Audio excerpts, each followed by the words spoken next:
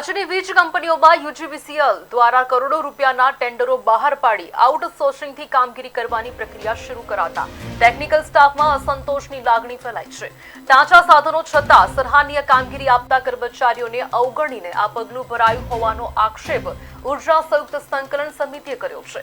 સંકલન સમિતિ તેમજ અખિલ ગુજરાત વિદ્યુત કામદાર સંઘ અને ગુજરાત એન્જિનિયર્સ એસોસિએશનના આગેવાનો દ્વારા વીજ મેનેજમેન્ટને ચેતવણી આપી છે કે આઉટસોર્સિંગ પ્રક્રિયા તાત્કાલિક રદ ન થાય તો ઉગ્ર આંદોલન કરશે। તેઓએ કંપનીને ખાનગીકરણ તરફ ધકેલવાનો પ્રયાસ ગણાવી આ નિર્ણયનો કડક વિરોધ કર્યો છે। કરોડોના ટેન્ડરો બહાર પાડીને જે એજન્સીઓ આપવામાં આવેલ છે તેનો અમે વિરોધ કરીએ છીએ। વિરોધ એટલા જ માટે કે હાલ ચોમાસામાં ગુજરાતની જે આઉટસોર્સિંગથી પુલો તેમજ રોડ રસ્તાઓ જે બધા જ આઉટસોર્સિંગથી કરેલા એની કેવી હાલત છે એવી પણ આવતા દિવસોની અંદર અત્યારે ઉર્જા ક્ષેત્ર પ્રથમ કક્ષાએ ભારત દેશમાં ડિસ્કોમ કંપનીઓ આપણા ગુજરાતની ચાલતી હોવાથી તેમાં આ આઉટસોર્સિંગના કારણે ગ્રાહકોને ફરિયાદોમાં ઘણી મુશ્કેલી ઊભી થવાની।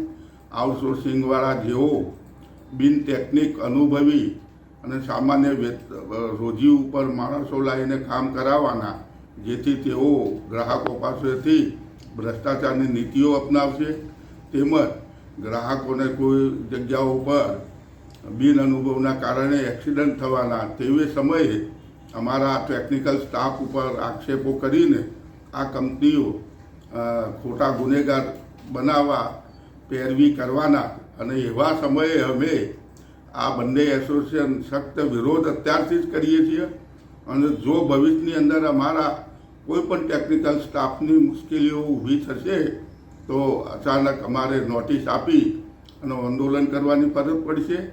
સાથે સાથે ગુજરાતની અંદર જ્યારે કુદરતી આપત્તિઓ આવી, બિપોરજોડ હોય, તૌક્તે વાવાઝોડું હોય, અતિ વરસાદનું પૂરગ્રસ્ત હોય, ભૂકંપ હોય, આવા સમયે આ જ સ્ટાફે ગુજરાતની જનતાને ઝડપીમાં ઝડપી દુઃખમાંથી અજવાળો આપવાની અંદર શ્રેષ્ઠ કામગીરી કરી, જેને સમગ્ર વિશ્વ તેમજ ભારત દેશના વડાપ્રધાનોએ પણ નોંધ લીધેલી।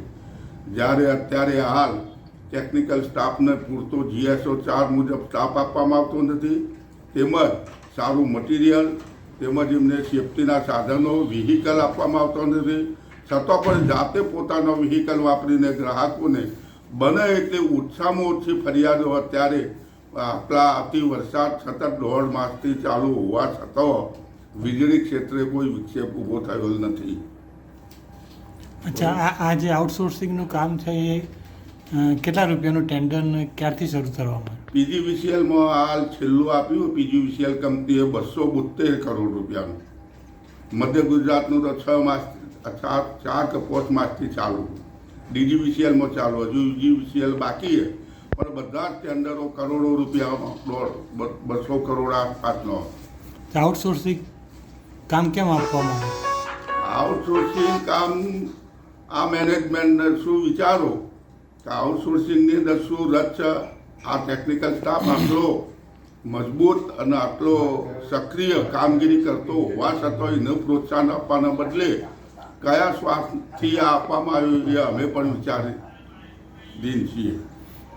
અચ્છા, આ આઉટસોર્સિંગ રદ કરવાની માગણી જો સ્વીકારવામાં નહીં આવે તો કયા પગલાં ભરવામાં આવશે? આઉટસોર્સિંગ જ્યારે અમારા ટેકનિકલ સ્ટાફ ઉપર કોઈ પણ જગ્યાએ કોઈ પણ આડઅસરો ઊભી થશે, ભરતી કે GSO 4 સ્ટાફ સેટઅપમાં જો આની અંદર નહીં કરવામાં આવે તો અમે પણ પોતે આનો સખ્ત વિરોધ કરી આગળની કાર્યવાહી કરીશું।